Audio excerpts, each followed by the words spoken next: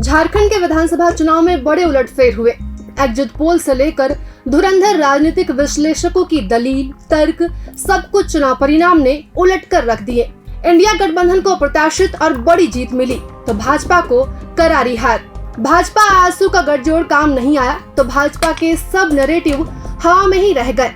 जमीन पर इंडिया गठबंधन की जबरदस्त गोलबंदी रही तो मैया योजना, बिजली बिल माफी जैसी योजनाओं का करण था। इस चुनाव में एक कौन और बना, एक नेता और उसकी पार्टी उभरी। जी हाँ, जयराम महतो और उनकी पार्टी जेएलकेएम। ये पार्टी आज झारखंड की राजनीति का एक आयाम बन गई है। विधानसभा चुनाव की चर्चा हो और जयराम महतो की बात ना हो तो अधूरी होगी। जयराम महतो की पार्टी जेएलकेएम ने भाजपा आसू की रणनीति और जमीन में सेंध लगाई। ऐसी सेंध कि पूरी एनडीए 24 सीटों पर ही हाँफती रह गई। जेएलकेएम हार जीत का फैक्टर बना। नमस्कार, जोहार, मैं महिमा सिंह आप दर्शकों का स्वागत करती हूँ हमारे आज के इस खास कार्यक्रम में। और जयराम की पार्टी कैसे गेम चेंजर बनी, भाजपा को किन किन सीटों पर नुकसान पहुंचाया, इसकी बारीकी से चर्चा करेंगे। राजनीति की इस डोर को पकड़ने की कोशिश होगी। जिस जयराम साइक्लोन में भाजपा की लुटिया डुबो दी, एक एक सीट पर बात होगी। और इस चर्चा को खास बनाने के लिए हमारे साथ है प्रभात खबर के ब्यूरो प्रमुख आनंद मोहन जी। सर, आपका खूब स्वागत है इस खास कार्यक्रम में। जी सर, सबसे पहले बात करेंगे कांके विधानसभा सीट की, जहां पर कांग्रेस को जीत मिली है इस बार।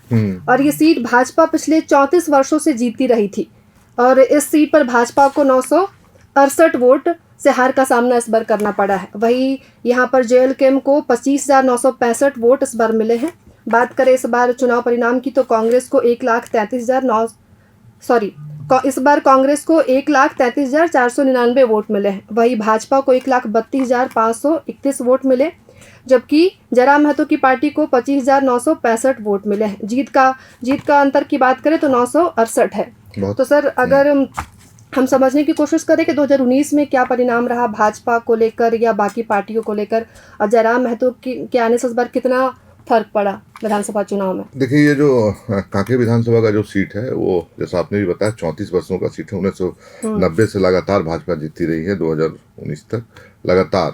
और इसके एक रोचक पहलू ये है कि ये ऐसी सीट है जहां रांची के सांसद जो रामदयाल चौधरी थे वो चुनाव जीते हैं।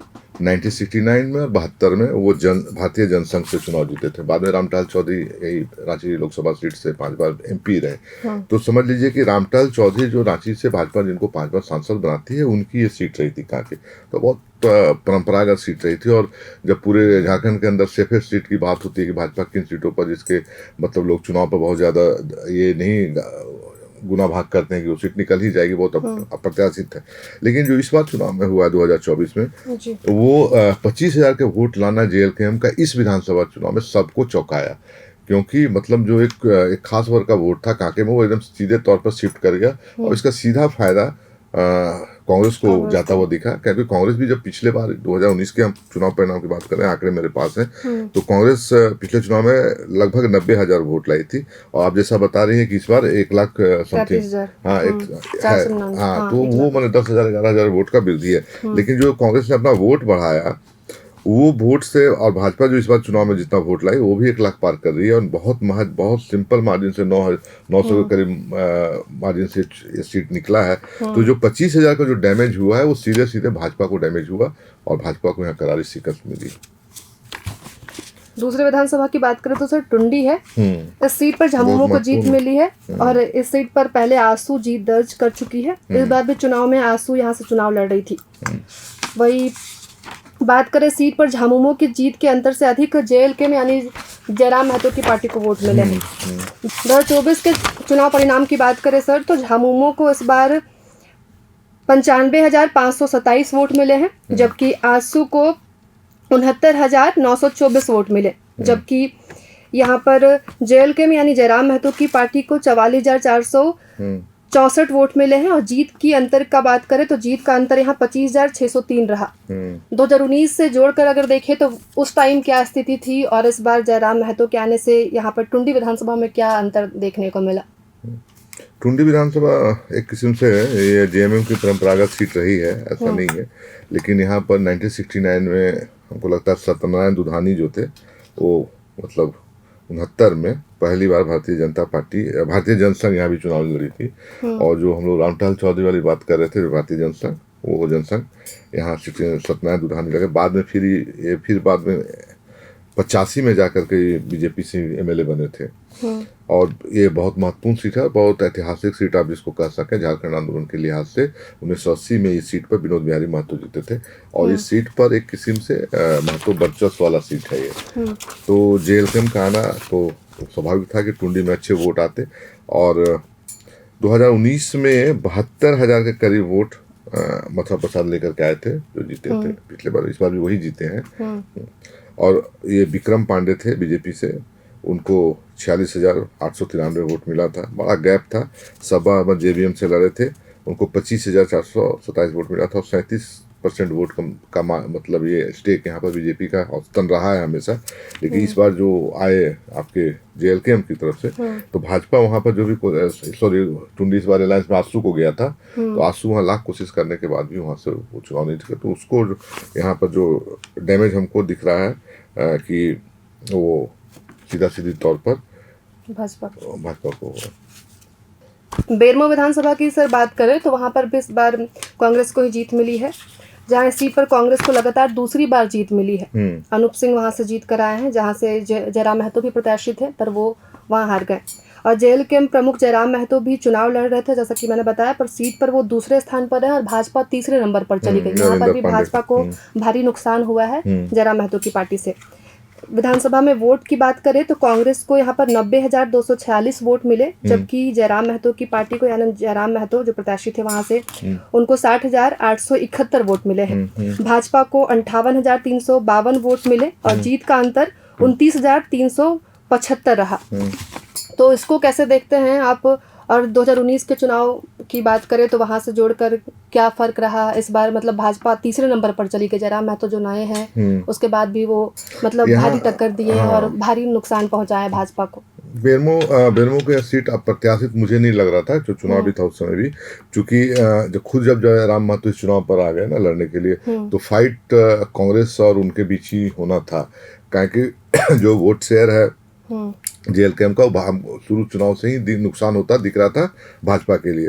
तो रविंद्रनाथ पांडे जो है वहाँ से, वो रविंद्र पांडे वो 3rd स्थान पर चले गए, तो वो बहुत अप्रत्याशित नहीं है। 2019 की आप अगर बात करेंगे तो 2019 में एकदम पोलराइज वोट था, सीधे टक्कर था कांग्रेस और भाजपा का वहाँ पर। और राजेंद्र सिंह को 88,945 वोट मिला था, 46% वोट शेयर था। राजेंद्र सिंह जो अनूप सिंह के फादर हैं, वो उनका देहांत हो गया, उसका फिर अनूप सिंह वहाँ उपचुनाव में जीते।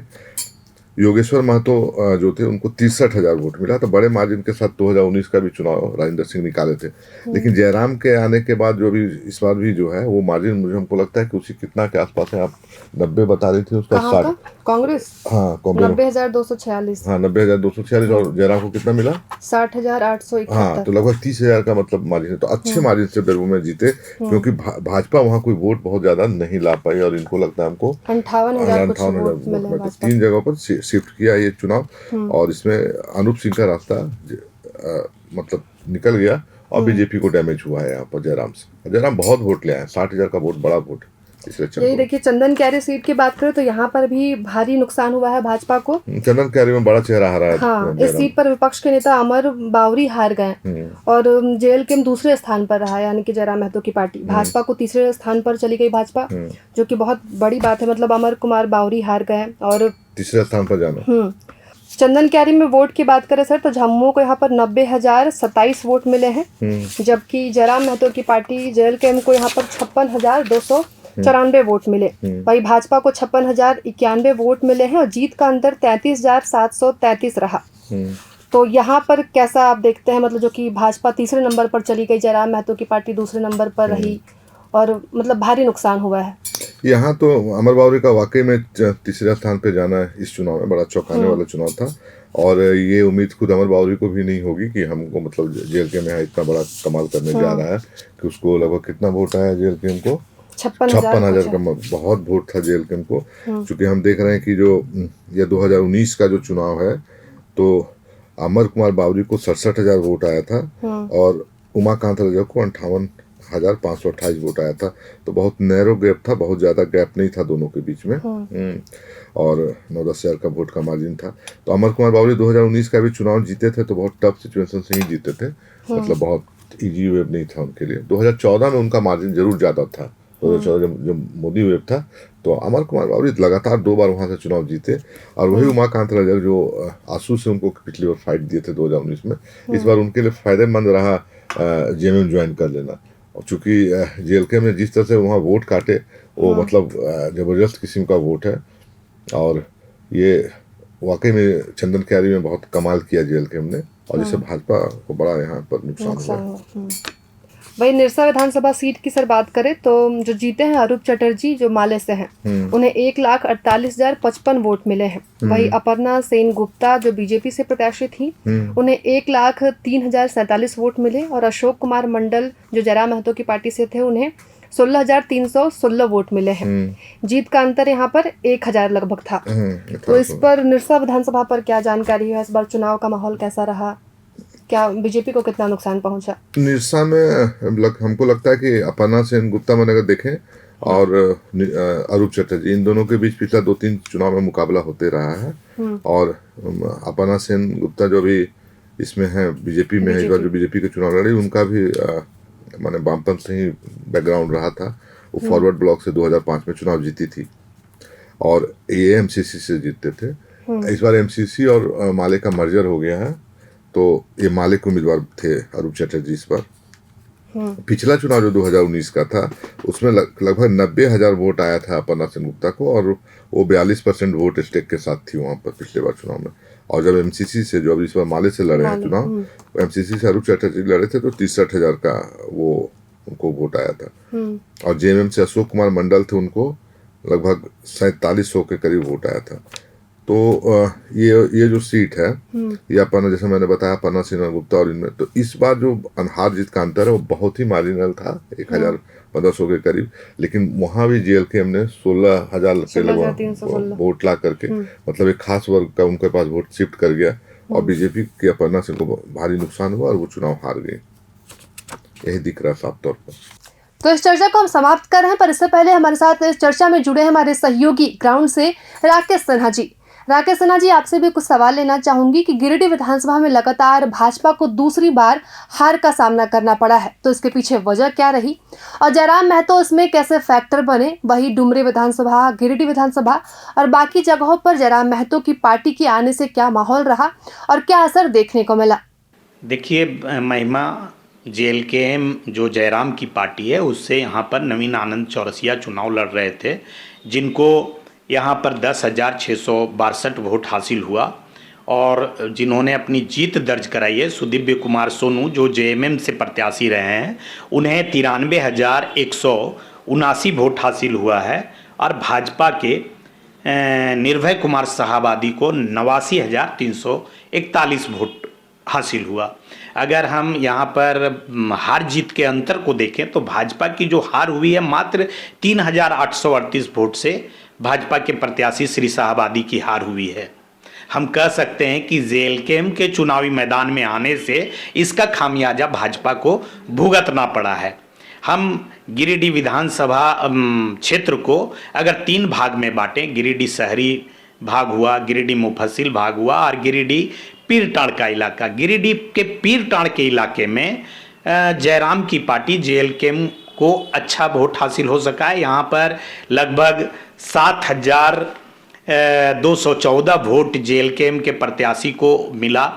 यदि हम भाजपा की यहाँ बात करें और 2019 और 2024 के वोट की तुलना करें तो भाजपा ने जो बढ़त हासिल किया, शहरी क्षेत्र में 26% की बढ़त हासिल हुई थी और मुफस्सिल क्षेत्र में 34% की बढ़त हासिल हुई थी। लेकिन पीरटाड़ में यह बढ़त भाजपा नहीं बना पाई। मात्र 12% वोट ही 2019 और 2024 की तुलनात्मक हम बात करें तो मात्र 12% ही अपने वोट को भाजपा यहाँ बढ़ा पाई है। हम कह सकते हैं कि जेएलकेएम ने भाजपा को आगे बढ़ने से यहीं पर रोक दिया।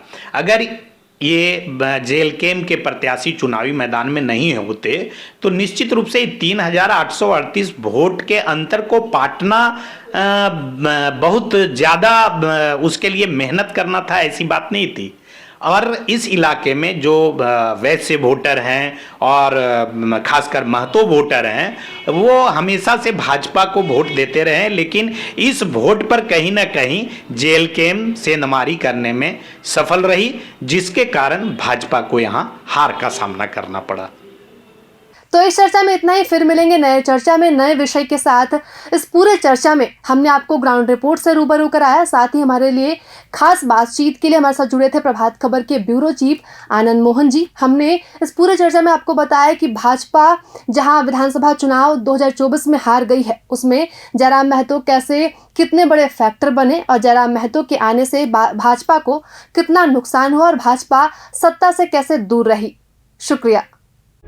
प्रभातखबर.com, विश्वास वही, रफ्तार नहीं।